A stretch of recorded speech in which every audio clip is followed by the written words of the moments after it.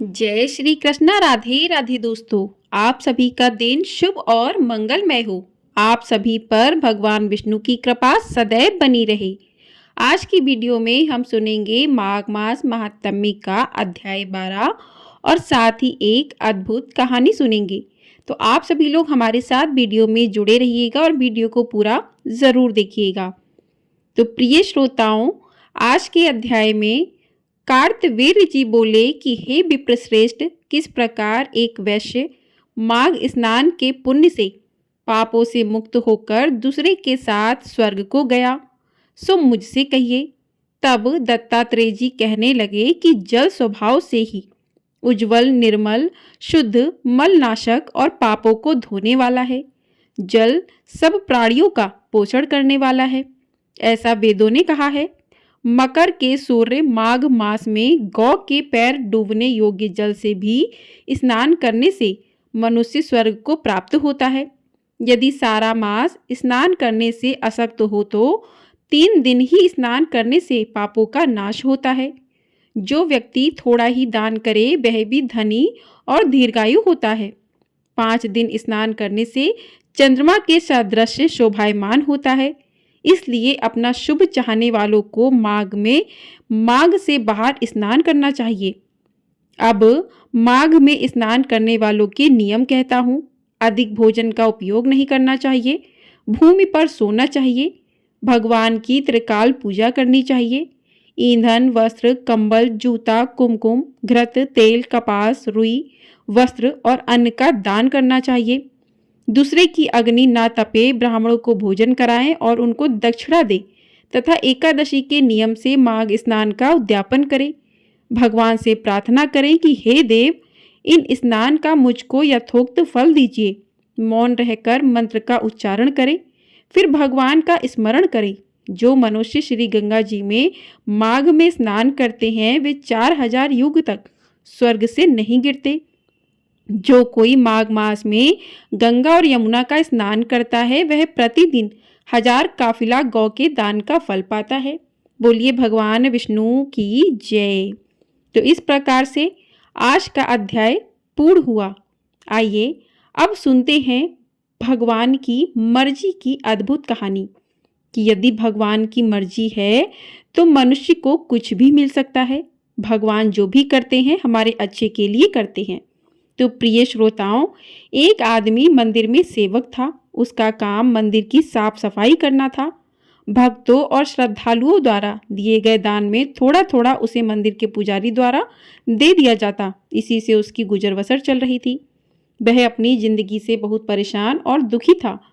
मंदिर में काम करते करते वह दिन भर अपनी जिंदगी को लेकर भगवान से शिकायत करता रहता था। एक दिन शिकायत करते हुए वह भगवान से बोला कि भगवान जी, आपकी ज़िंदगी कितनी आसान है। आपको बस एक जगह आराम से खड़े रहना होता है। मुझे देखिए कितनी कठिन ज़िंदगी जी रहा हूँ। दिन भर कड़ी मेहनत करता हूँ, तब कहीं 2 समय की रोटी नसीब हो पाती है। काश मेरी भी ज़िंदगी आपकी तरह होती। उसकी बात सुनकर भगवान बोले, तुम जैसा सोच रहे हो वैसा नहीं है। मेरी जगह रहना बिल्कुल आसान नहीं है। मुझे बहुत सारी चीज़ें देखनी पड़ती हैं, बहुत सी व्यवस्थाएं करनी पड़ती हैं। ये हर किसी के बस की बात नहीं है। भगवान जी, कैसी बात कर रहे हैं आप? आपका काम आसान ही तो है।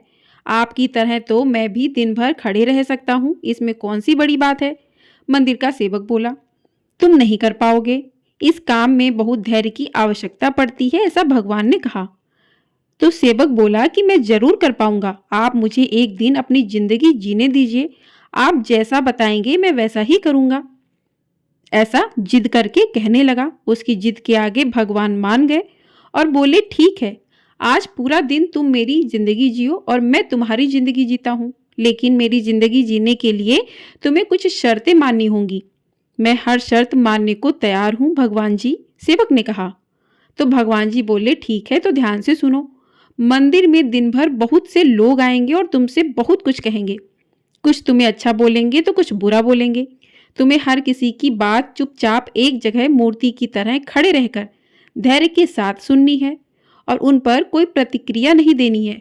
सेवक मान गया। भगवान और उस आदमी ने अपनी जिंदगी एक दिन के लिए आपस में बदल ली। सेवक भगवान की जगह मूर्ति बनकर खड़ा हो गया। भगवान मंदिर की साफ सफाई का काम निपटाकर वहां से चले गए। कुछ समय बीतने के बाद मंदिर में एक धनी व्यापारी आया। भगवान से प्रार्थना करते हुए बोला कि भगवान जी, मैं एक नई फैक्ट्री डाल रहा हूँ, मुझे आशीर्वाद दीजिए कि यह फैक्ट्री अच्छी तरह चले और मैं इससे अच्छा मुनाफा कमाऊं। प्रार्थना करने के बाद वह प्रणाम करने के लिए नीचे झुका तो उसका बटुआ गिर गया। जब वह वहां से जाने लगा तो भगवान जी की जगह खड़े मंदिर के सेवक का मन हुआ कि उसे बता दें कि उसका बटुआ गिर गया है, लेकिन शर्त के अनुसार उसे चुप रहना था, इसलिए वह कुछ नहीं बोला और खामोश खड़ा रहा। इसके तुरंत बाद एक गरीब आदमी वहां आया और वो भगवान से बोला, भगवान जी, बहुत गरीबी में जीवन कट रहा है, परिवार का पेट पालना है, माँ की दवाई की व्यवस्था करनी है, समझ नहीं पा रहा हूँ कि इतना सब कैसे करूँ। आज देखो मेरे पास बस 1 रुपया है, इससे मैं क्या कर पाऊंगा। आप ही कुछ चमत्कार करो और मेरे लिए धन की व्यवस्था कर दो। प्रार्थना करने के बाद जैसे ही वह जाने को हुआ, उसे नीचा गिरा व्यापारी का बटुआ दिखाई दिया। उसने बटुआ उठा लिया और भगवान को धन्यवाद देते हुए बोला, भगवान जी, आप धन्य हैं, आपने मेरी प्रार्थना इतनी जल्दी सुन ली। इन पैसों से मेरा परिवार कुछ दिन भोजन कर सकता है, माँ की दवाई की व्यवस्था हो जाएगी। भगवान को धन्यवाद देकर वह वहां से जाने लगा। तब भगवान बने मंदिर के सेवक का मन हुआ कि उसे बता दें कि बटुआ तो व्यापारी का है, उसे मैंने नहीं दिया है, वह जो कर रहा है वह चोरी है। लेकिन वह चुप रहने के लिए विवश था, इसलिए मन मारकर चुपचाप खड़ा रहा। मंदिर में आने वाला तीसरा व्यक्ति एक नाविक था। वह 15 दिन के लिए समुद्री यात्रा पर जा रहा था। भगवान से उसने प्रार्थना की कि उसकी यात्रा सुरक्षित रहे और वह सकुशल वापस आ सके। वह प्रार्थना कर ही रहा था कि धनी व्यापारी वहां आ गया। वह अपने साथ पुलिस भी लेकर आया था। नाविक को देखकर वह पुलिस से बोला कि मेरे बाद ये मंदिर में आया है, जरूर इसने ही मेरा बटुआ चुराया होगा, आप इसे गिरफ्तार कर लीजिए। पुलिस नाविक को पकड़कर ले जाने लगी। भगवान बने आदमी को अपने सामने होता हुआ ये अन्याय सहन नहीं हुआ। शर्त अनुसार उसे चुप रहना था, लेकिन उसे लगा कि बहुत गलत हो चुका है। यदि अब मैं चुप रहा तो एक निर्दोष आदमी को व्यर्थ में ही सजा भुगतनी पड़ेगी। उसने अपनी चुप्पी तोड़ते हुए कहा कि आप गलत व्यक्ति को पकड़कर ले जा रहे हो। ये बटुआ इस नाविक ने नहीं, बल्कि इसके पहले आए गरीब व्यक्ति ने चुराया है। मैं भगवान हूँ और मैंने ये सब देखा है। पुलिस भगवान की बात कैसे नहीं मानती। उनकी बात मानकर उसने नाविक को छोड़ दिया और उस गरीब आदमी को पकड़ लिया जिसने बटुआ लिया हुआ था। शाम को जब भगवान वापस आए तो मंदिर के सेवक ने पूरे दिन का वृत्तांत सुनाते हुए उन्हें गर्व के साथ बताया कि आज मैंने एक व्यक्ति के साथ अन्याय होने से रोका है।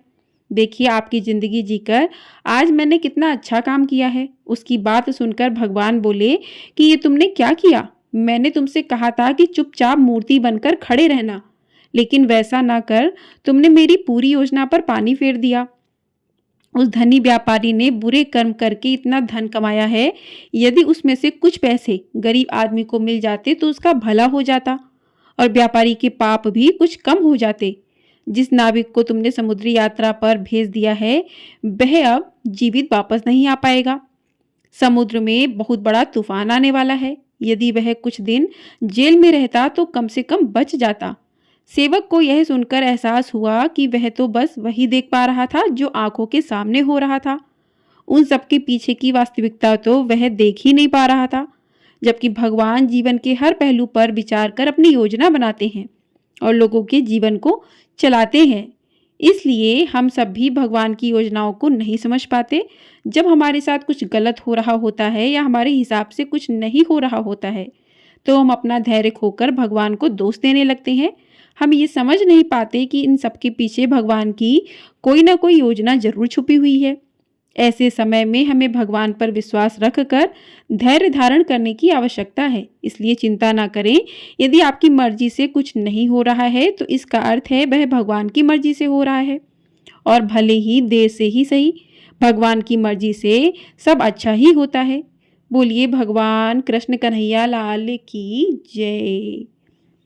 बोलिए भगवान विष्णु की जय।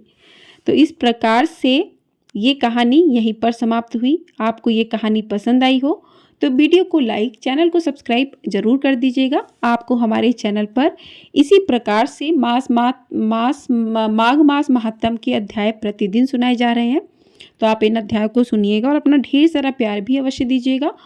और आपको ये कहानी कैसी लगी कमेंट बॉक्स में ज़रूर बताइएगा। इसीलिए कहते हैं कि जो कुछ अपनी मर्ज़ी से अगर नहीं होता है तो वो भगवान की मर्ज़ी से होता है, और भगवान की मर्ज़ी से जब जो भी होता है वो अच्छा ही होता है। तो भगवान पर भरोसा रखिए, सब अच्छा होता है।